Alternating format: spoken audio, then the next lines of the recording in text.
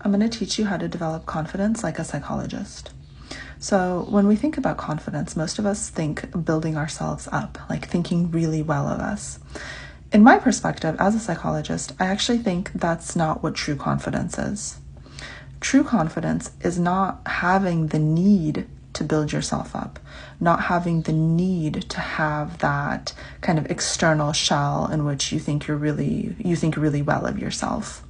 Not having the need for people to approve of you, for people to think so well of you. Because essentially what we're talking about here is ego. And ego is always a protection mechanism.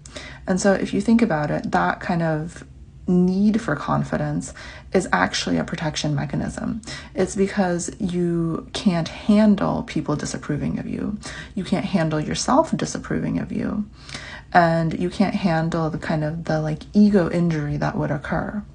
So if you're able to work on this over time, you can actually get to a place where you don't need these protection mechanisms. You can just show up and, sometimes you do well and sometimes you don't. And that's okay. You don't need it to go well because you don't need to protect your ego in that way. It's not that fragile.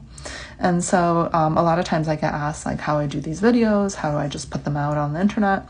And it's because I honestly just don't really care that much. That sounds a little bit horrible, but I just don't need people to watch this. I hope that people watch it because I am really passionate about helping people understand their own psychology. But if people don't watch it, that's their own right, and that's fair. And so that type of mindset, that type of kind of diminishment of the ego has allowed me to do a lot of work. I'm able to film a video essentially a day, and I don't get stuck in overthinking it. I don't get stuck in kind of feeling down because one video didn't do well, one video did do well, whatever. So if you can consider that whenever you have this need for something to kind of validate you externally, that's time to work on your ego.